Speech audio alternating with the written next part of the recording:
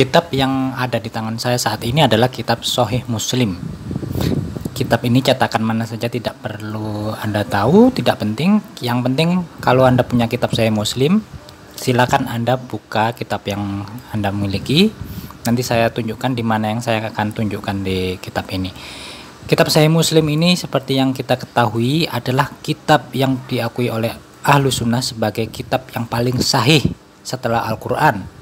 Kitab Sahih Muslim dan Bukhari Muslim adalah kitab yang paling sahih setelah Al-Quran. Ini referensinya, Wikipedia.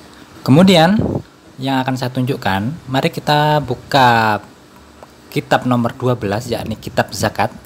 Anda bisa langsung buka kitab terjemahan bahasa Indonesia juga bisa. Kita buka kitab nomor 12 tentang zakat. Ini adalah kitab zakat. Lalu kita ke bab nomor 39. Bab lau anna li ibni Adam wadiyan la yabtagha thalithan. Bab jika anak Adam, anak Nabi Adam atau manusia ini, jika manusia ini punya dua lembah atau dua gurun atau dua bukit harta benda, maka dia akan meminta yang ketiga. Ini masih berkenaan dengan isu tidak sempurnanya Al-Quran. Mari kita buka bab 39 ini, halaman 463. Ini adalah halaman 463 dan riwayat yang akan saya bawakan adalah nomor 119 ini. Saya perbesar dan kali ini saya sudah punya terjemahannya. Saya letakkan di sebelah sini. Dan ini adalah riwayat tersebut. Dari Suwaid bin Sa'id, dari Ali bin Mushir, dari Dawud bin Abu Harb bin Abdul Aswad dan bapaknya. Dari bapaknya, ia berkata, ketika Abu Musa al-Asy'ari mengutus seorang untuk memanggil qurra, orang-orang ahli Al-Quran yang membaca Al-Quran, yang menguasai bacaan Al-Quran, maka datanglah kepadanya 300 orang yang memang benar-benar telah menguasai bacaan Al-Quran. Ada 300 orang yang datang, ahli bacaan Al-Quran. Salatsu mi'ati rajulin qad qara'ul Quran. 300 orang yang pernah membaca Al-Quran. Maksudnya ini orang yang ahli Al-Quran, yang hafal Al-Quran. 300 orang, bukan jumlah yang sedikit. Faqala, ia pun berkata, kalian adalah sebaik-baik penduduk Basrah dan kalian adalah qurra mereka.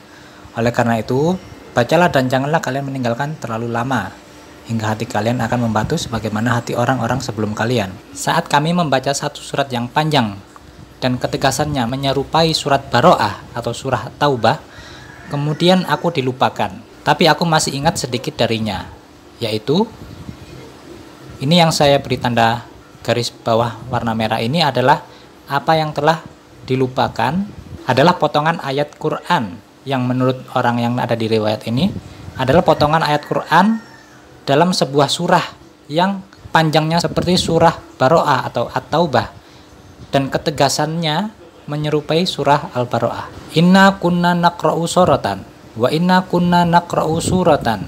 Kita pernah membaca surat Al-Quran. Kunna nusyabbihuha fituli wasyiddati bi Baro'ah. Dan kami waktu itu menganggapnya mirip, nusyabbihuha, mirip dari segi panjangnya, panjangnya surah itu, wasyiddah dan ketegasannya mirip seperti surah Baro'ah. Fa'unsi tuha, di sini diterjemahkan kemudian aku dilupakan. Fa'unsi tuha sebenarnya ini dari kata nasya atau lupa. Ketika dikatakan nasitu, itu artinya saya telah lupa. Tapi ketika dikatakan unsitu, saya telah dibuat lupa. Ini kembali ke ayat Quran tadi. Fa'unsi tuha artinya yang tepat. Artinya yang tepat itu saya telah dibuat lupa terhadap ayat Al-Quran itu, ayat atau surah Al-Quran tadi. Ghairu anni qad hafidtu minha. Hanya saja aku hafal sebagian darinya. Tapi aku masih ingat sedikit darinya, yaitu yang dibaca ini adalah apa yang diingat tadi itu, yang mana merupakan bagian dari sebuah surah yang mirip dengan surah Baro'ah, tapi sekarang tidak ada surah itu dalam Al-Quran. Tapi orang ini hafal, lalu dibaca apa yang dia hafal itu. Apa yang dia baca? Laukana li ibni Adam wadiyani mim malin labadagawadian salisan, ketika anak Adam atau manusia itu memiliki harta benda sebanyak 2 bukit, niscaya ia akan mencari bukit yang ketiga. Kemudian walayam al-jawfabni adama ilat turob, dan tidak ada yang dapat memenuhi perut anak cucu Adam kecuali tanah. Anda ingat video saya sebelumnya tentang ayat perut anak Adam. Sebelumnya saya sudah bahas, dan ini riwayat ini menyerupai kasus itu.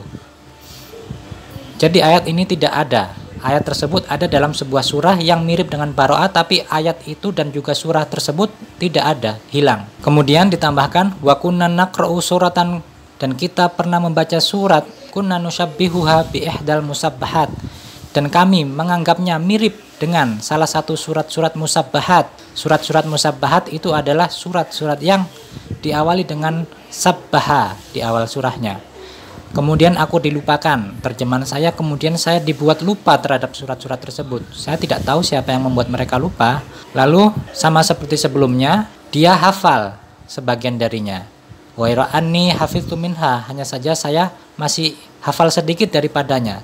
Yaitu, nah ini yang dihafal darinya tapi tidak ada, hilang. Ya ayyuhalladzina amanu lima taquluna ma la taf'alun. Ini adalah ayat Al-Qur'an yang sekarang ada. Lalu setelah itu ada potongan ayat Al-Quran yang sekarang ini tidak ada, yaitu kelanjutannya fatukatabu syahadatan fi a'naqikum fatus'aluna anha yaumal qiyamah. Artinya, lalu akan dituliskan satu kesaksian pada kalian, dan kelak di hari kiamat kalian akan ditanyai mengenai hal itu. Tanda garis bawah warna merah ini adalah potongan ayat yang dihafal oleh orang di riwayat ini. Ia hafal ayat ini, yang mana ini dulunya ada pada sebuah surah yang mirip dengan salah satu surah-surah musabbahat, tapi sekarang tidak ada. Artinya ada 2 surah ini. Yang pertama surah yang mirip dengan surah At-Taubah, dan yang kedua surah yang mirip dengan surah musabbahat, tapi tidak ada dua-duanya. 2 surat ini tidak ada.